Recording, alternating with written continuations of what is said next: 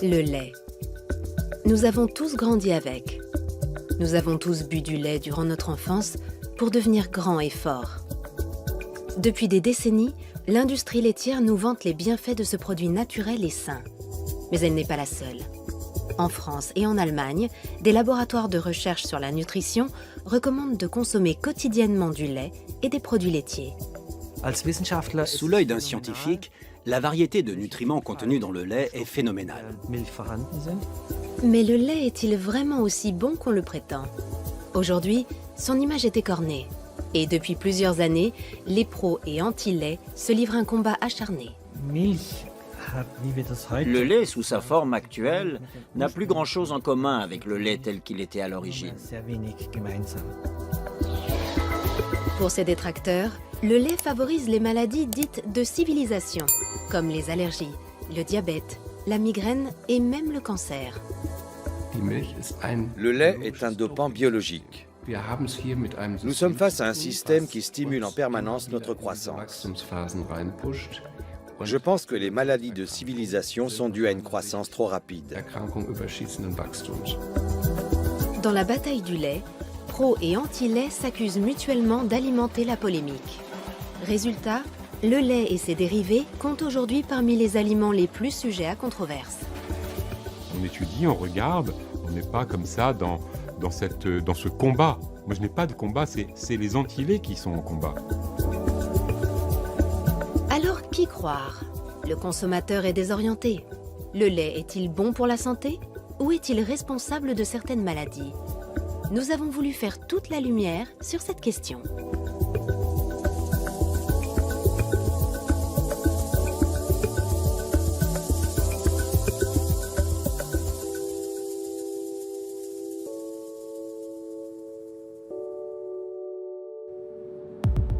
Pour les besoins de cette enquête, nous sommes partis à la rencontre de scientifiques, de médecins et de producteurs de lait à travers toute l'Europe. Première étape, la Bretagne. Nous avons voulu savoir comment le lait est fabriqué aujourd'hui et quel est l'impact de sa transformation sur les consommateurs. La coopérative laitière Laïta a accepté de nous recevoir.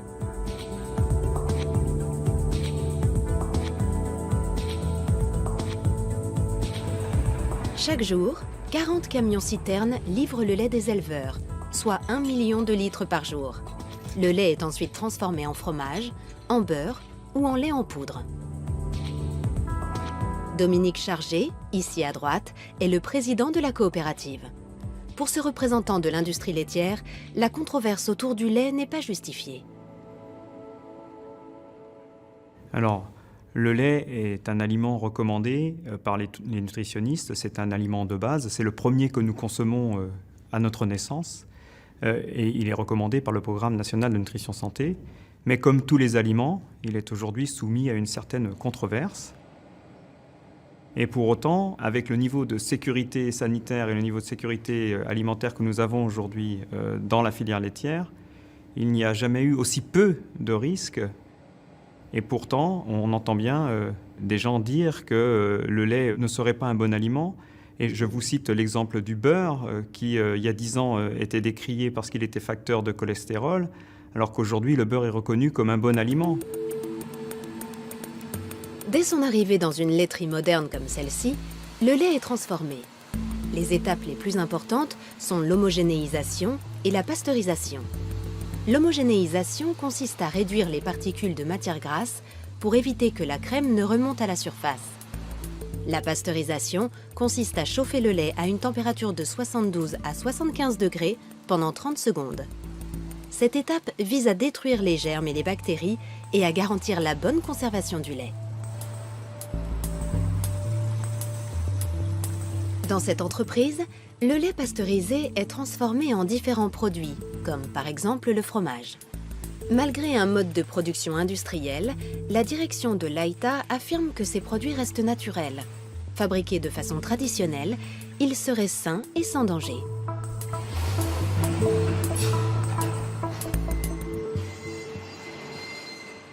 Nous fabriquons des produits à base de lait, comme le beurre, comme le fromage, comme les yaourts, de la même façon que nous les fabriquions il y a 40 ans, 50 ans. avec des techniques et des process qui sont sans doute nouveaux, mais qui sont aujourd'hui contrôlés et qui sont reconnus et qui sont soumis à une réglementation très stricte. Et je pense qu'avec le niveau de sécurité sanitaire et le niveau de sécurité alimentaire qu'il y a aujourd'hui dans la filière laitière, le lait est un excellent produit et que l'on peut consommer sans problème.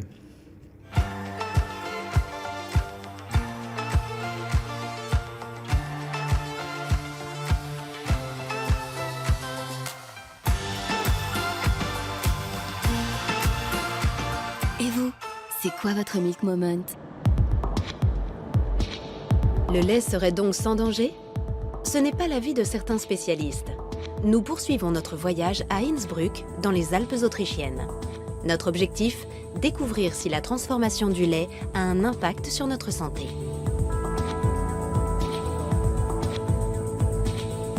Nous avons rendez-vous au cabinet du docteur Maximilian Ledorowski. Ce médecin est spécialisé dans les intolérances alimentaires.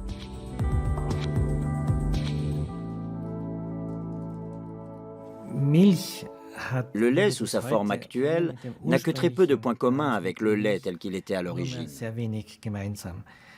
Il subit entre 20 et 30 étapes de transformation, allant de la montée en température, en passant par le stockage, le refroidissement, l'homogénéisation, puis la pasteurisation, à la séparation des globules, des matières grasses, etc. À la fin, entre le produit de départ et le produit d'arrivée, il n'y a que le nom qui soit resté le même. Parmi les patients du docteur Ledorowski, beaucoup souffrent d'intolérance alimentaire.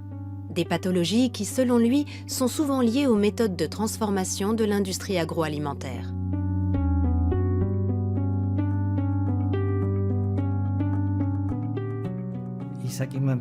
Je dis toujours avec ironie que je soigne les maladies que les nutritionnistes ou les médecins-chercheurs en nutrition ont créées grâce à leurs recherches. Les produits laitiers modernes sont particulièrement visés. Pour le docteur Ledorowski, c'est la transformation du lait qui pose un problème. Notre système digestif est naturellement conçu pour digérer le lait et les produits laitiers tels qu'ils étaient à l'origine. Mais la récente évolution de l'industrie agroalimentaire est telle que notre corps n'a pas eu le temps de s'adapter. Il faudrait plusieurs générations pour y parvenir.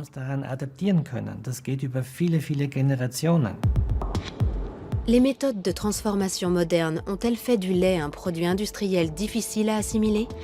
Voyons ce qu'en pensent les établissements de renom spécialisés dans la nutrition. En France, l'Institut Pasteur de Lille est le premier centre de recherche fondamentale au monde.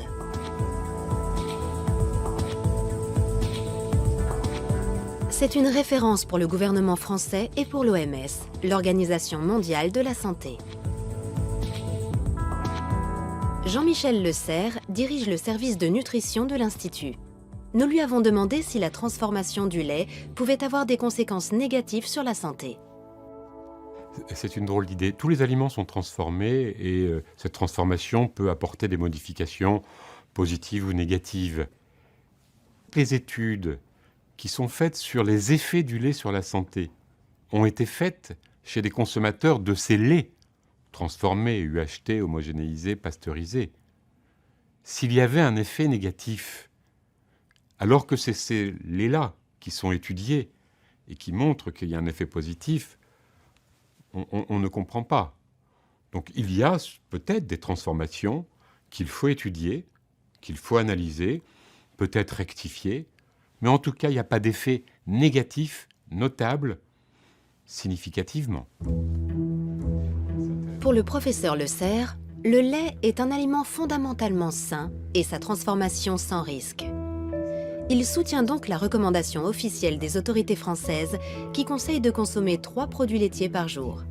Le lait est particulier pour au moins 2 raisons. La première, c'est qu'il a une composition particulière et assez exceptionnelle. C'est un des aliments qui a la plus grande diversité en nutriments. Et l'autre raison qui me semble plus importante encore, c'est l'aspect symbolique de l'aliment. Le lait est l'aliment qui nourrit le petit. Et cette symbolique lui donne une force particulière.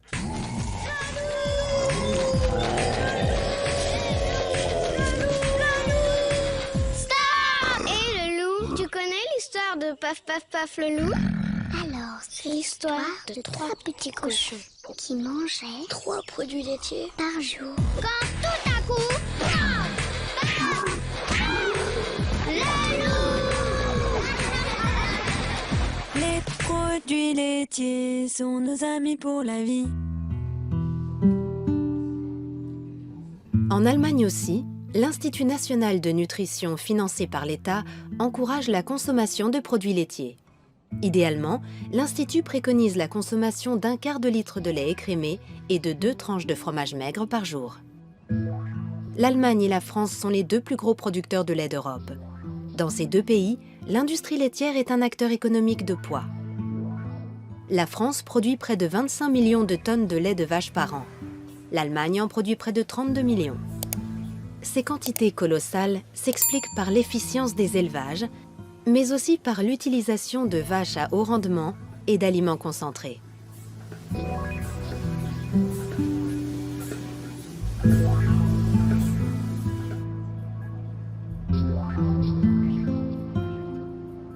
Intéressons-nous maintenant aux méthodes de fabrication dites conventionnelles. Nous nous rendons à la ferme Penneland, dans le nord de l'Allemagne. Philippe Kowolik dirige l'exploitation. Notre ferme compte 1 millier de vaches qui produisent du lait tous les jours. Il y a 3 traites quotidiennes et nous avons 4 étables distinctes, dans lesquelles les bêtes sont réparties en 6 groupes.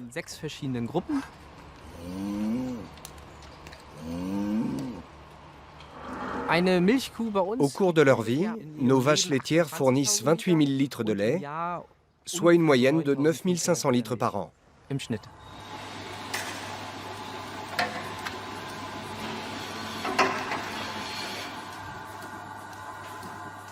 Pour une ferme conventionnelle, nous sommes légèrement au-dessus de la moyenne. Pour obtenir encore plus de lait, nous surveillons l'état de santé de nos bêtes et leur durée d'exploitation. Pour qu'une vache donne beaucoup de lait, elle doit être en bonne santé. Elle doit se sentir bien, sinon elle ne donnera pas beaucoup de lait. Tout va bien? Oui, super. Elles ne bougent pas. Ça prouve qu'on fait les choses bien. Elles ne sont pas nerveuses, elles ne nous repoussent pas et se laissent faire.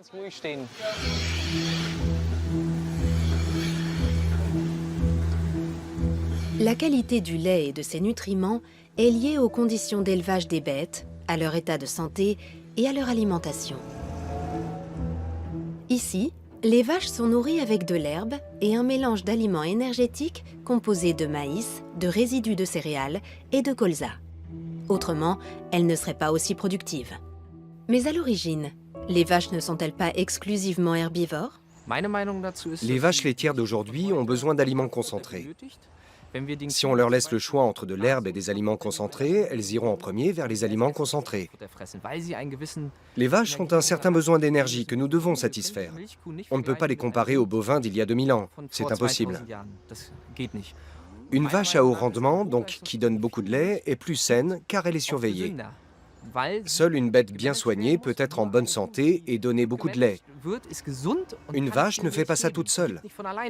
Le lait ne tombe pas par magie dans la cuve ou dans la bouteille. Avoir des animaux en bonne santé et productifs demande beaucoup de travail. Pour Philippe Kowolik, un élevage ultra performant n'a pas d'impact négatif sur la qualité du lait. Au contraire, dans l'ensemble, le lait serait même meilleur. Les nutriments sont restés les mêmes. Si on regarde 20 ou 30 ans en arrière, rien n'a changé. La qualité du lait s'est même améliorée grâce à la chaîne du froid, toujours à 4 degrés. Il faut refroidir le lait très vite. Ensuite, il part à la laiterie dans des camions-citernes. Toute cette chaîne est extrêmement efficace. Elle est contrôlée en permanence. Une fois par mois, on vérifie la qualité du lait de chaque vache. Il y a tellement de contrôle que je peux affirmer en toute bonne conscience que la qualité du lait s'est améliorée. C'est indéniable.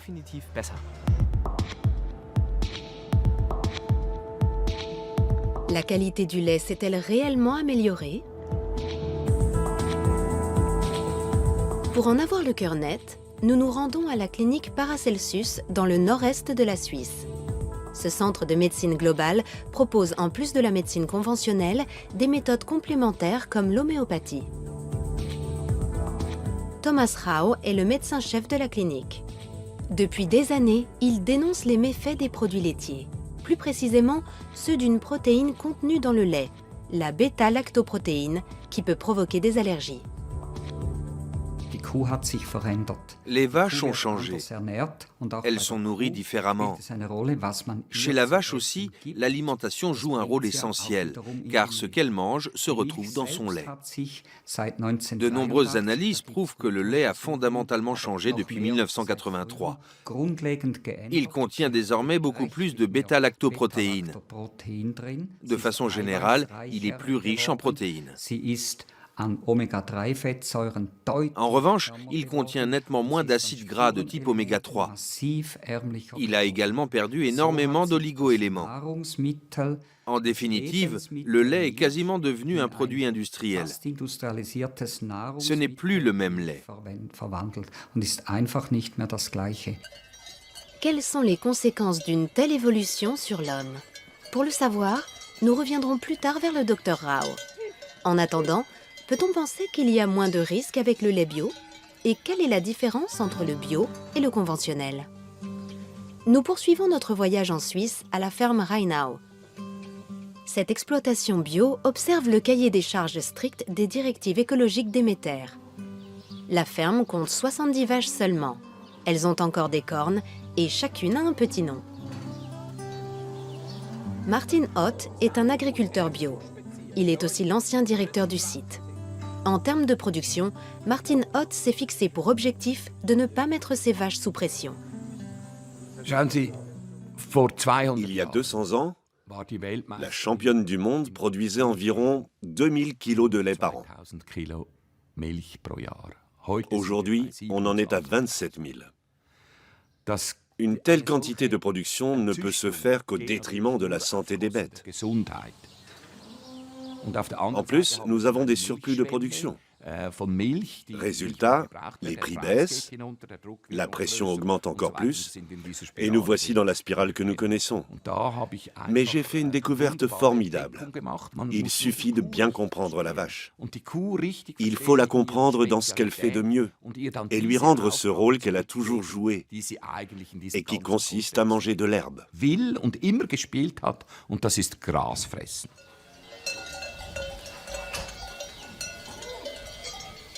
Les vaches sont donc faites pour manger de l'herbe. En tant qu'entreprise certifiée Déméter, la ferme Rheinau mise sur un élevage respectueux des besoins des animaux. Elle n'utilise donc aucun additif dans la nourriture, ni aucun médicament préventif tel que les antibiotiques. Avec les vaches à haut rendement, le recours aux antibiotiques est régulier. Il permet par exemple d'éviter une inflammation des pies. En principe, ces antibiotiques ne se retrouvent pas directement dans le lait. Mais de façon détournée, ils peuvent avoir un impact sur la santé des consommateurs. L'étude des statistiques nous apprend qu'une vache européenne dite normale reçoit un traitement par antibiotique une fois par an. Ce sont des médicaments ultra efficaces qui perturbent l'équilibre bactériologique du lait. Du coup, la vache devient plus fragile. Autre conséquence, les antibiotiques sont éliminés dans l'urine et dans les excréments qui s'infiltrent dans le sol. Ils modifient la microbiologie des sols, qui modifie la croissance des plantes. Le cycle est sans fin. Avec le temps, l'homme développe une résistance aux antibiotiques, qui deviennent moins efficaces, mais dont nous avons besoin dès que nous sommes malades. Ici, le nombre de vaches dépend de la surface nutritive au sol. C'est une économie circulaire qui inclut l'agriculture et qui se suffit à elle-même, avec pour conséquence des tarifs au litre beaucoup plus élevés. La ferme se présente comme le contre-modèle d'un élevage dit conventionnel, qui pour la plupart achète des aliments contenant du maïs et de l'huile de palme sur le marché international. Si on ne change rien à ce système et qu'on veut produire les mêmes quantités de lait qu'à l'heure actuelle, on ne peut pas faire du bio, car le bio reste un système. La production mondiale de lait à partir de l'herbe sera toujours limitée, notamment par les vaches. Si on encourage ce système, il y aura moins de lait et son prix remontera. Il sera peut-être plus cher que le Coca-Cola, mais ce sera à nouveau le prix juste. Le lait retrouvera alors toute sa place dans notre alimentation. Il ne sera plus un produit comme les autres, un produit industriel qu'on trouve partout, sous toutes les formes. Voilà comment je vois les choses. Le lait bio serait donc une alternative durable à la production de lait industriel dans le monde. Mais est-il aussi plus sain? Nous partons à Karlsruhe, dans le sud-ouest de l'Allemagne. L'Institut Max Rubner est le centre de recherche national pour l'alimentation et la nutrition. Nous avons rendez-vous avec le professeur Bernhard Watzel. Il dirige le département de physiologie et de biochimie de la nutrition.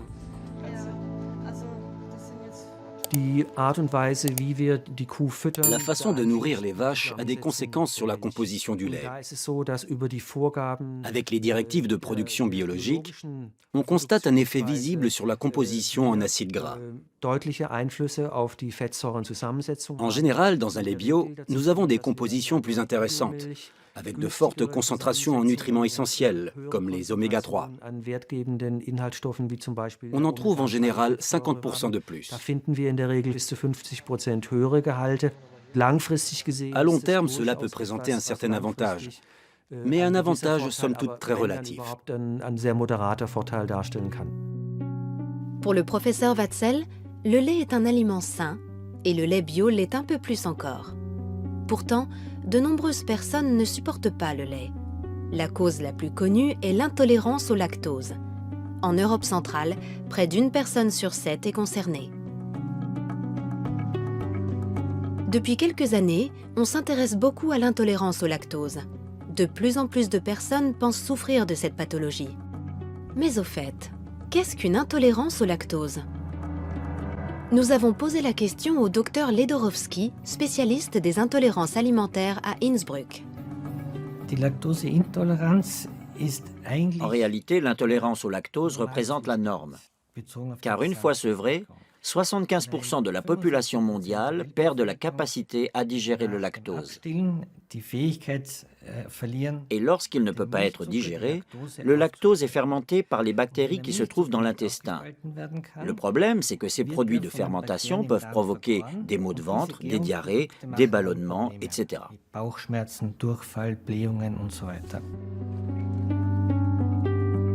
D'après le docteur Ledorowski, l'intolérance au lactose est de plus en plus fréquente. Mais ce n'est pas le seul problème. Ce phénomène s'explique notamment par une augmentation de la consommation de lait. Mais c'est aussi la façon de transformer le lait qui est en jeu. La transformation des produits laitiers comporte tellement d'étapes qui peuvent déclencher une réaction que les intolérances augmentent forcément.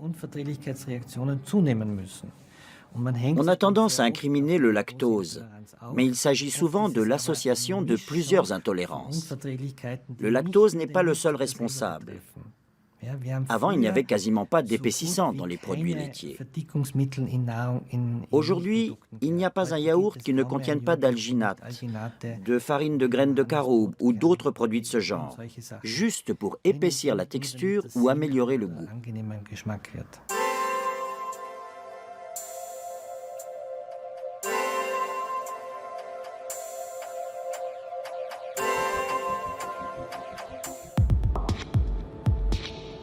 La publicité pour les produits laitiers incite à consommer plus de lait. En même temps, les intolérances sont de plus en plus nombreuses. Et le lactose n'est pas le seul en cause. Bien souvent, les symptômes sont inattendus. Cet homme en a fait l'expérience. Alain Gouriou vit avec sa famille près de Paris. Avant, il mangeait plusieurs yaourts par jour. Puis, il a commencé à souffrir de migraines. Il n'a d'abord pas fait le rapprochement avec sa consommation de produits laitiers. J'avais des maux de tête persistants, environ 2 à 3 céphalées par mois, qui pouvaient s'étaler sur 2 ou 3 jours si je ne les gérais pas avec de l'ibuprofène. Et donc, ça faisait partie de ma vie quotidienne. J'étais quelqu'un qui avait beaucoup de maux de tête. Donc je me suis dit, je vais aller voir un neurologue, et il se trouvait que ce soit le docteur Aranda. Le docteur Aranda exerce dans une clinique de Courbevoie en banlieue parisienne. Ce neurologue reçoit souvent des patients comme Alain Gouriou. 20 et quelques années que je conseille d'arrêter le lait aux gens qui ont des maux de tête, vous êtes peut-être le 3 millième à me donner le même témoignage. Donc la répétition de l'expérience est toujours un argument de véracité, si on peut dire. Alors, je suis arrivé donc dans le cabinet du docteur Aranda, je lui ai exposé mon problème qui était effectivement donc des céphalées assez régulières. Et il l'a posé à un moment, il m'a regardé, il a dit on va essayer quelque chose, vous allez essayer d'arrêter les produits laitiers et voir ce que ça donne. J'étais un peu déçu, je me suis dit tout ça pour ça, un mois d'attente, voilà, pour arrêter les produits laitiers. Donc c'est vraiment ça, enfin c'est la discussion qu'on a eue ensemble. Je pense que la dégradation, enfin la mauvaise dégradation du lactose va entraîner la production de déchets qui vont, comme tous les déchets, avoir des effets toxiques, un peu entre guillemets, hein, c'est une toxicité relative, mais une toxicité quand même, et qui vont générer des maux de tête. Simplement, j'ai des milliers de patients qui avaient des maux de tête et qui ont vu leurs maux de tête disparaître quand ils ont arrêté de consommer du lait. Bien, et les maux de tête, donc il n'y en a pratiquement plus. Il y en a eu quelques-uns récemment qui sont revenus, mais vraiment, enfin pas aussi, vraiment... Très léger. Très très léger, voilà. Alors, quasiment du jour au lendemain, quand j'ai arrêté les yaourts, le lait, la crème, je n'ai plus de maux de tête. C'est-à-dire qu'en fait, mes épisodes de céphalée que j'avais tous les semaines ou tous les 2 semaines se sont tout simplement arrêtés, quasiment du jour au lendemain. Maintenant, est-ce que c'est lié directement à la non-consommation de produits laitiers? Ça, je ne pourrais pas vous dire. Mais la coïncidence est quand même frappante que quasiment du jour au lendemain, j'arrête le lait, les crèmes et les yaourts et que je n'ai plus de maux de tête. Ou que des maux de tête très légers qui durent très peu de temps, que je n'ai même pas à traiter avec de l'ibuprofène. C'est pas grave, non, c'est pas... Ah oui, c'est vrai. Aujourd'hui, c'est toute la famille Gouriou qui a en grande partie renoncé aux produits laitiers. Ils les ont remplacés par des substituts végétaux, comme le lait de riz. Beaucoup de gens qui consomment du lait avec des troubles intestinaux se plaignent d'être fatigués, de mal dormir, d'avoir la tête un peu embrouillée. Tout ça, ce ne sont pas des maladies, c'est pas bien étudié dans les études scientifiques, mais dans mon expérience, c'est vraiment très souvent mieux quand les gens ont arrêté de lait. Ils se sentent plus en forme, plus en forme, la tête plus performante, etc. Retour à l'Institut Max Rubner. Pour le professeur Watzel, nutritionniste, les expériences médicales comme celle du docteur Aranda avec ses patients ne justifient aucune extrapolation. Les expériences de certains médecins avec leurs patients sont individuelles et je ne les remets absolument pas en question. Le problème, c'est qu'il s'agit de cas isolés. Ça ne correspond à aucune méthodologie scientifique. On ne peut pas transposer ces cas isolés et ces expériences à l'ensemble de la population. Les personnes qui supportent mal les produits laitiers ne souffrent pas forcément d'intolérance au lait. Il peut aussi s'agir d'une réaction allergique. Pour éviter ces désagréments, le docteur Rao de la clinique Paracelsus conseille à ses patients de supprimer les produits laitiers de leur alimentation. Avez-vous eu des infections? Une seule, mais qui a vite disparu. En 2 jours, je n'avais plus mal à la gorge. Qu'avez-vous changé dans votre alimentation? J'ai supprimé le gluten et le lait. Bien. Et comment le vivez-vous? C'est supportable? Oui, c'est bon aussi. On s'y habitue. Tous les produits qui contiennent des protéines de lait de vache comme les yaourts, le fromage, la crème sous toutes ses formes et tout ce qui contient du lait sont des produits qui posent un problème parce qu'ils sont très allergisants.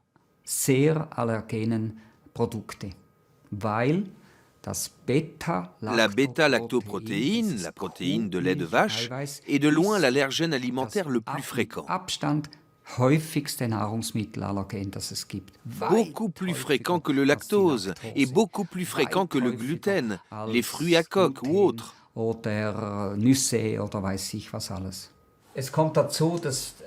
Avec 2 allergies alimentaires, chez vous le lait et le gluten, c'est 2 fois plus embêtant. Car elles peuvent détruire la flore intestinale et même la muqueuse intestinale. C'est tout le système immunitaire qui est perturbé.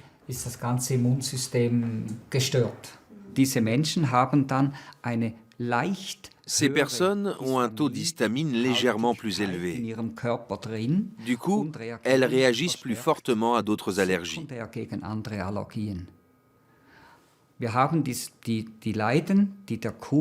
Les personnes allergiques au lait de vache, et plus rarement les patients allergiques au gluten, donc atteints de la maladie cœliaque, peuvent avoir des allergies secondaires. Elles peuvent être allergiques au pollen, aux fraises ou aux poils de chat. Ce sont des allergies croisées.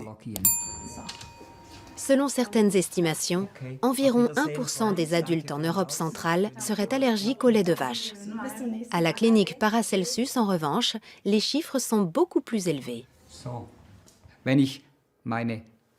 Si je considère mes patients entre guillemets normaux, ceux qui viennent juste faire leur bilan annuel, dans 60% des cas, je constate une allergie de type IgG4 à la lactoprotéine. Chez les patients atteints de maladies auto-immunes, on arrive à plus de 80%. Et chez les patients atteints d'un cancer, on est presque à 95%. Cela signifie que le nombre d'incidences augmente avec ces maladies.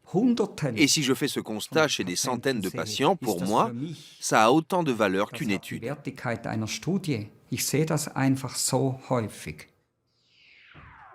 D'après les conclusions du Dr Rao, le lait et ses dérivés peuvent aussi provoquer des troubles immunitaires, c'est-à-dire un affaiblissement chronique de notre système de défense. La conséquence est une plus grande fragilité face aux infections, comme l'angine chronique ou la sinusite chronique. 1 litre de lait contient le lait de plusieurs milliers de vaches. Et ces milliers de vaches sont traitées avec des antibiotiques. Et la pasteurisation modifie les protéines. Cela crée un désordre immunologique.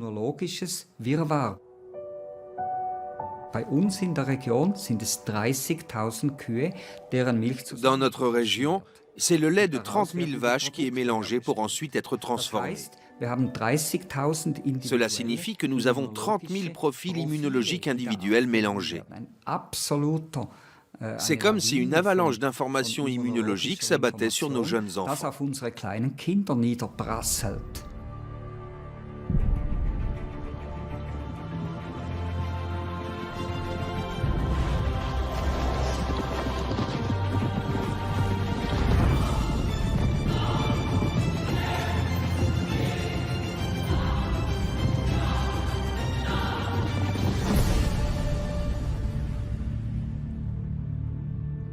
Le lait, une force de la nature. Le lait est souvent associé aux enfants. Depuis des décennies, on dit que les enfants doivent boire du lait. Nous avons tous grandi avec l'idée que le lait est bon pour la santé, que le lait fait grandir, que le lait renforce les os. Quand j'étais petit, le lait était un élément essentiel de notre alimentation. On n'avait pas besoin d'explications ni de raisons particulières, c'était comme ça. Les centres de recherche comme l'Institut Pasteur de Lille le confirment. Le lait est particulièrement recommandé aux enfants. Il a une grande diversité. Il contient des protéines de très grande qualité, de très grande diversité, avec des spécificités au niveau de leur efficacité pour faire grandir.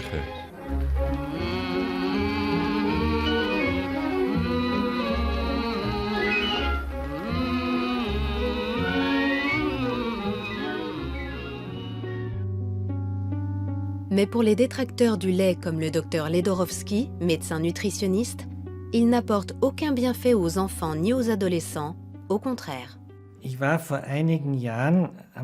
Il y a quelques années, j'étais à un congrès de diabétologues à Leipzig qui présentait une étude nationale sur la consommation. Cette étude démontrait qu'une protéine animale ingérée par des enfants très jeunes présentait une corrélation importante avec leur surpoids à l'adolescence.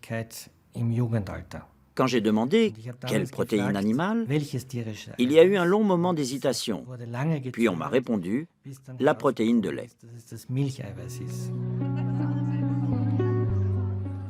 Vu sous cet angle, à l'heure actuelle, le lait n'a plus sa place dans l'alimentation de base des enfants après l'âge de 5 ans.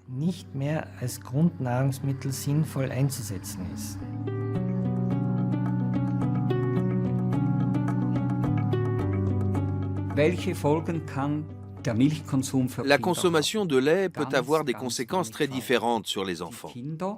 Ils peuvent développer des allergies, de l'asthme, et même à long terme, avec l'hyperstimulation du système immunitaire, des maladies auto-immunes.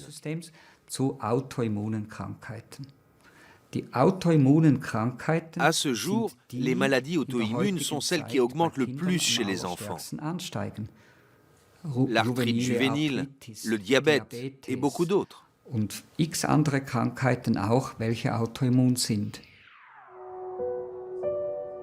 Le lait est-il vraiment à l'origine de ces maladies? Le professeur Watzel ne voit aucun lien entre les deux. Les données scientifiques montrent que pendant l'enfance et l'adolescence, la consommation de lait n'a aucun effet négatif sur le poids ni sur le diabète. Au contraire, consommé de façon régulière et modérée, le lait a une action protectrice. Néanmoins, il faut bien regarder, surtout chez les enfants, quels produits on consomme.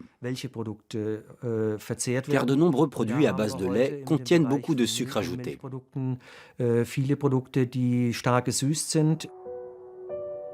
Ce ne sont donc pas forcément des produits que nous conseillons pour l'alimentation des enfants. En revanche, le lait, les yaourts nature et le fromage sont tout à fait recommandés, car ils contiennent une grande variété de nutriments essentiels. Le lait est un produit naturel et de qualité. Le lait est sain et il rend beau. C'est ce qu'affirme ce spot publicitaire. Un message qui n'est pas si éloigné de l'adage selon lequel, grâce à sa forte teneur en calcium, le lait favorise le développement des os chez l'enfant et prévient l'ostéoporose chez l'adulte.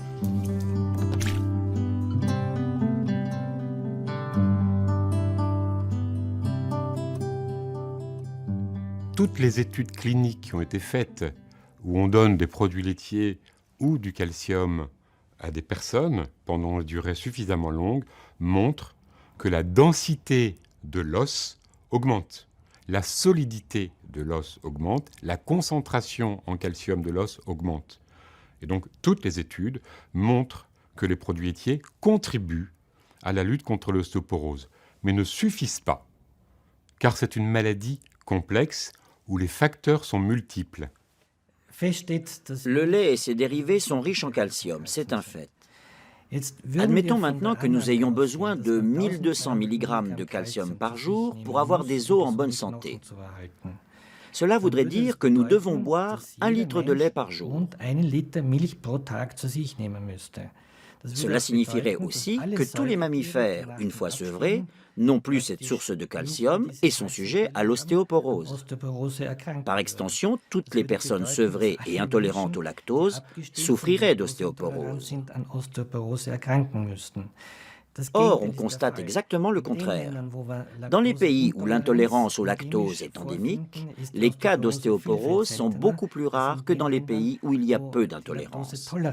C'est le cas de l'Allemagne et de la Scandinavie, où la consommation de lait est la plus importante.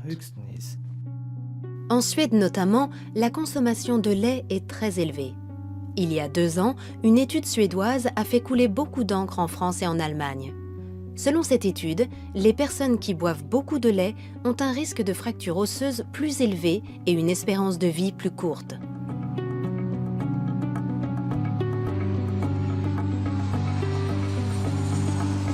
Nous décidons de nous rendre sur place. À l'université d'Uppsala, nous avons rendez-vous avec le professeur Carl Michaelsson, nutritionniste. C'est lui qui a dirigé cette étude. Il a comparé les données de plus de 100 000 hommes et femmes suédois de plus de 40 ans.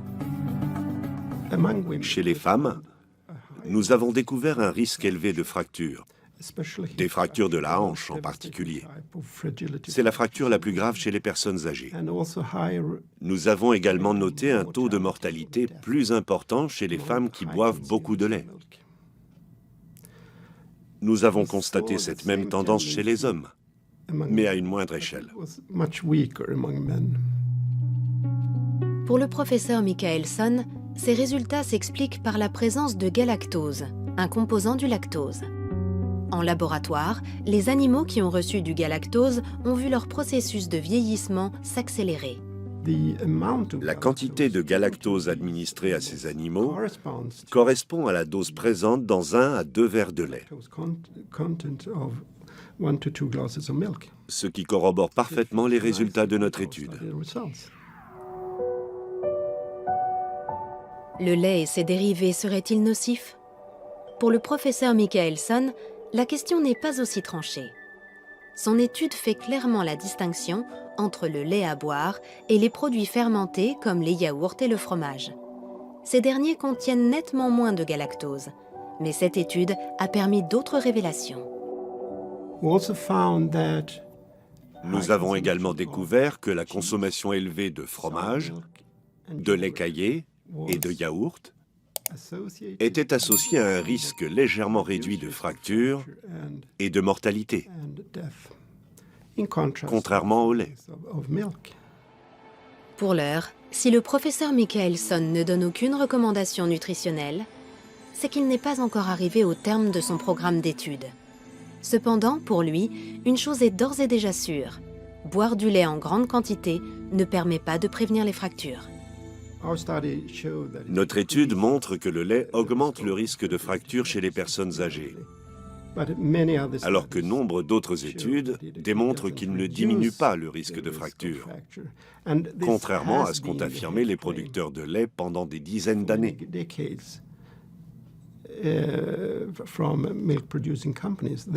Ils prétendaient que boire de grandes quantités de lait permettait de renforcer les os, mais les preuves sont très maigres.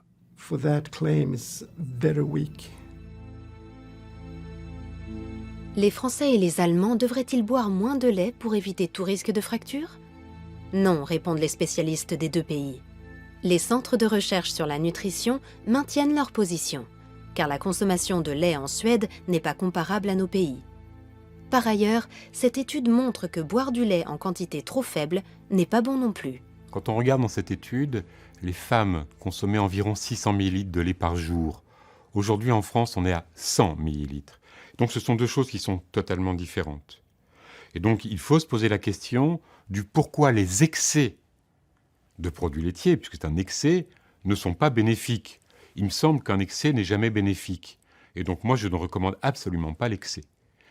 L'autre excès, qui est bien démontré cette fois-ci, c'est que les personnes qui ne consomment pas du tout de produits laitiers, pour des tas de raisons, ça peut être des enfants qui n'en consomment pas pour des raisons qui sont liées à une intolérance quelconque, ont beaucoup plus de fractures, 2 à 3 fois plus de fractures. Ça, c'est totalement démontré. Cette étude suédoise aura eu le mérite de prouver une chose. Avec les aliments complexes comme le lait, il est difficile d'être catégorique. Par ailleurs, dans quelle mesure les résultats d'études isolées autorisent-ils l'extrapolation? Lorsqu'on s'intéresse aux effets des aliments sur la santé, il convient de se poser la question suivante. De quelles informations disposons-nous? Toutes les études ne sont pas aussi qualitatives. La communauté scientifique a défini des critères bien précis afin de juger de leur bien-fondé. Quelle est la pertinence de ces données? S'agit-il d'observations pures ou d'expérimentations? Il existe toutes sortes d'études. Nous, les scientifiques, sommes en mesure d'établir un classement. Nous pouvons les ranger dans la catégorie des études convaincantes, des études plausibles ou de celles qui relèvent de la possibilité.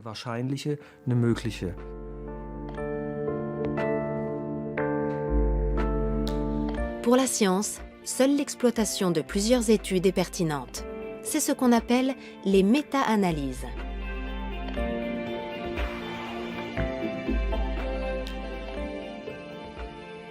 Je conseille toujours aux journalistes de ne pas se fier à une seule étude, car vous en trouverez toujours une qui confortera vos arguments ou votre interprétation.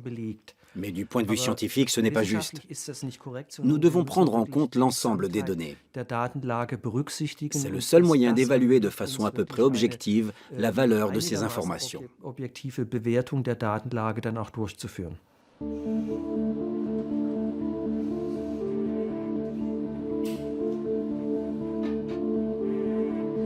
Dans l'ensemble, les médecins qui, contre l'idée générale, recommandent de supprimer le lait, ne s'appuient pas sur des études. Ils préfèrent se fier à leur expérience thérapeutique avec les patients, même s'ils n'ont pas la reconnaissance scientifique que peuvent apporter des études. Qui est scientifique et qui ne l'est pas? Qu'est-ce qui définit le caractère scientifique d'une chose? Une étude, c'est l'analyse d'un groupe de personnes relativement important selon certains critères. C'est exactement ce que je fais. J'étudie un immense groupe de patients depuis 30 ans. Entre 100 et 300 personnes viennent ici chaque jour. Nous leur donnons des conseils et leur santé s'améliore. Pour moi, c'est beaucoup plus empirique et scientifique que certaines études mensongères.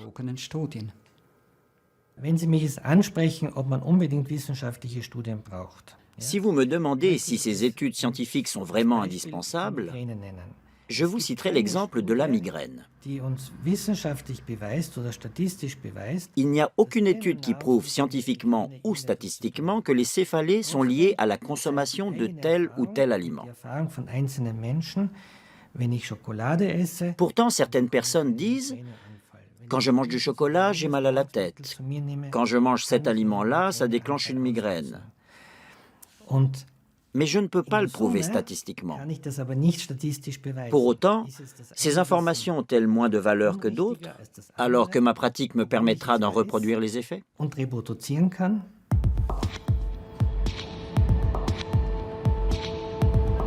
Les anti-laits pointent un autre problème, le manque d'indépendance de certaines études, ou encore les liens entre les scientifiques et l'industrie. Nous partons dans le sud de la France, dans la région de Nîmes.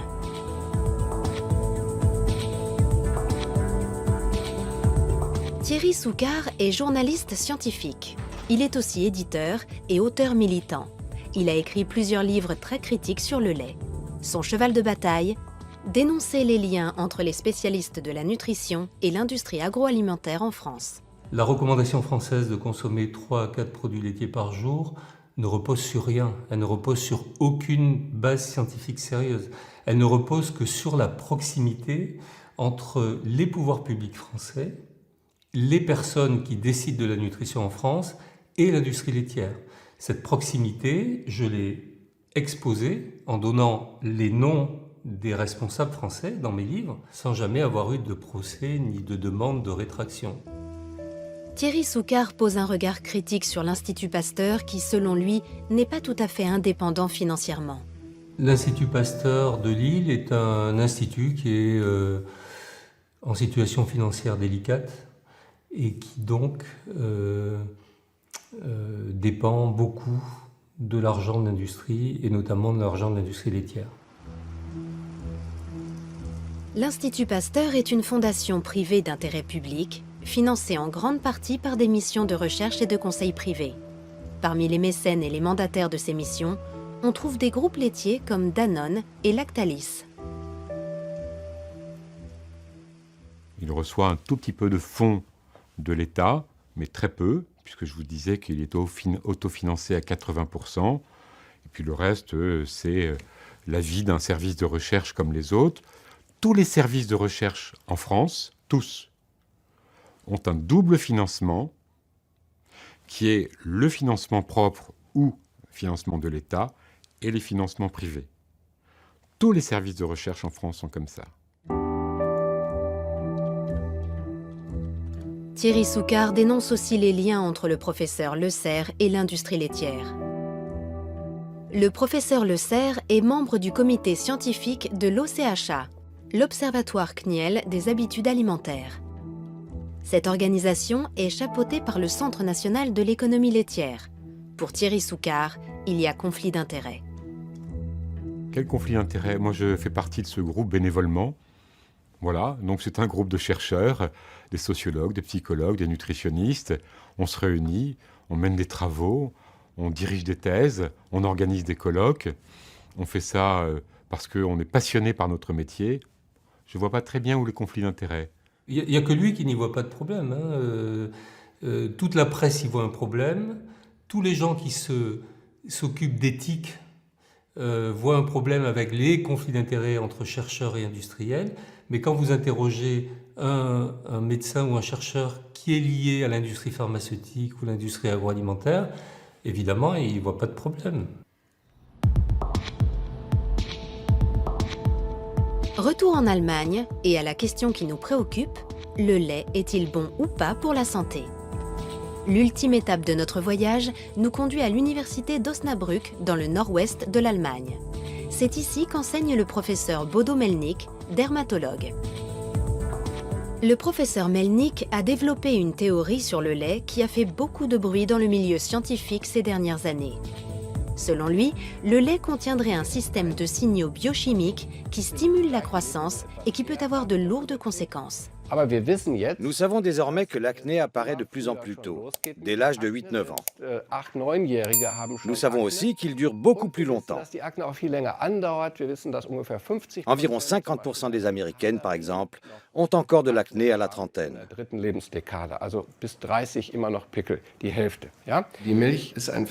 lait est un sujet passionnant. En 2008, l'université de Harvard a publié les résultats d'une étude épidémiologique.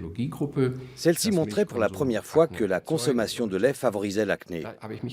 Je me suis demandé, mais comment est-ce possible? Comment le lait peut-il avoir une action sur les glandes sébacées? Il doit forcément agir de l'intérieur. En clair, il doit envoyer un signal. Nous avons donc redéfini le lait. Nous avons décrété qu'il ne s'agissait pas d'un aliment ordinaire. Il faut bien comprendre que le lait a un objectif, stimuler la croissance. Le lait joue un rôle capital. C'est un dopant biologique. D'après la thèse du professeur Melnick, le lait envoie 2 signaux de croissance dans le corps. Premièrement, ces acides aminés stimulent le foie qui produit l'hormone de croissance IGF-1. Deuxièmement, les micro-ARN, des petites particules génétiques, régulent les gènes humains pour stimuler la croissance. L'acné apparaît à la puberté, alors que notre corps est peut-être déjà en train de stimuler le développement anormal d'autres glandes. Et ça continue jusqu'au diabète. Si ces signaux sollicitent en permanence nos glandes, c'est là qu'apparaissent le diabète, le surpoids, l'insuline qui fait grossir les cellules adipeuses et pour finir les maladies liées à la démence. Pour Parkinson, qui est aussi une maladie neurodégénérative qui évolue en permanence, il y a une corrélation évidente avec la consommation de lait. Nous sommes face à un système qui stimule en permanence notre croissance. Je pense que les maladies de civilisation sont dues à une croissance trop rapide. Selon le professeur Melnick, cette croissance excessive peut même augmenter le risque de cancer. Le lait contient une particule génétique spécifique également fabriquée par les cellules cancéreuses pour accélérer leur croissance. On l'appelle OncoMIR21.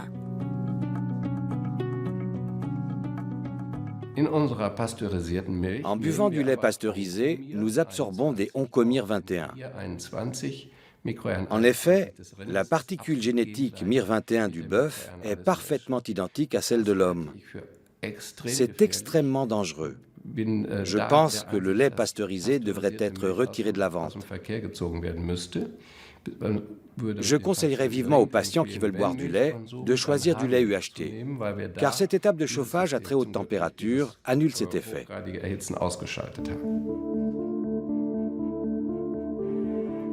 La théorie du professeur Melnick est encore isolée.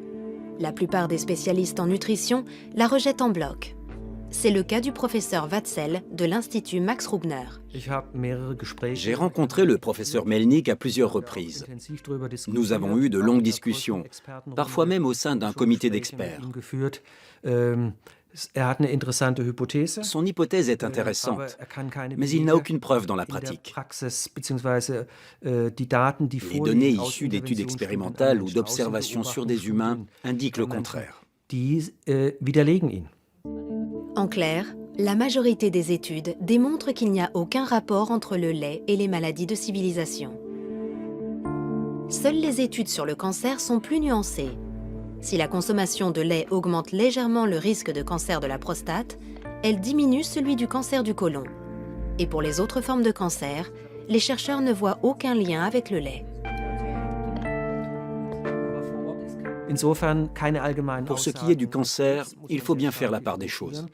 La seule conclusion pertinente du point de vue clinique concerne le cancer de la prostate, pour lequel une forte consommation de lait peut avoir des effets négatifs.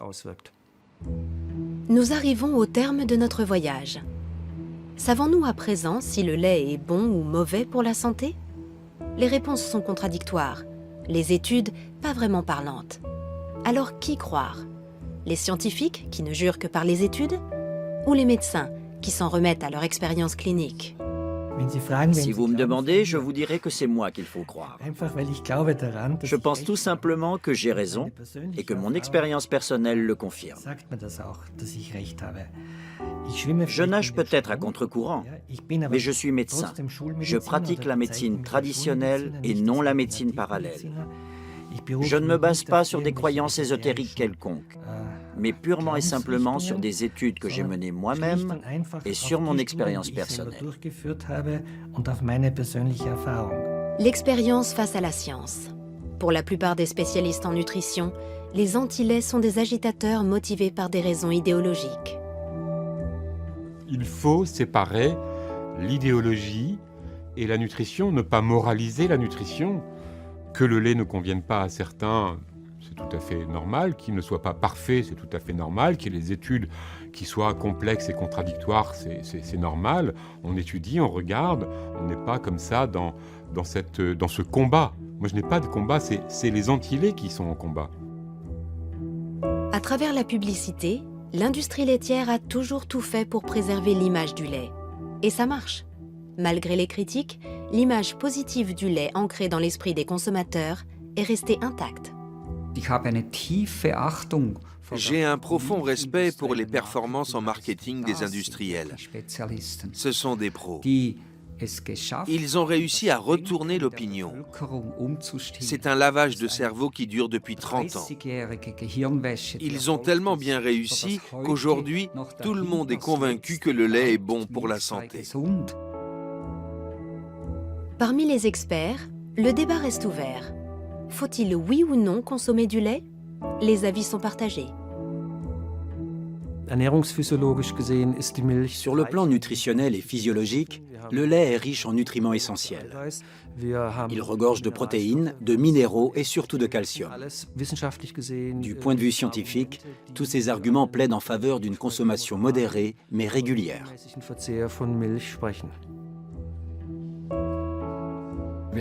Ces produits sont désormais présents dans de nombreux domaines de notre alimentation.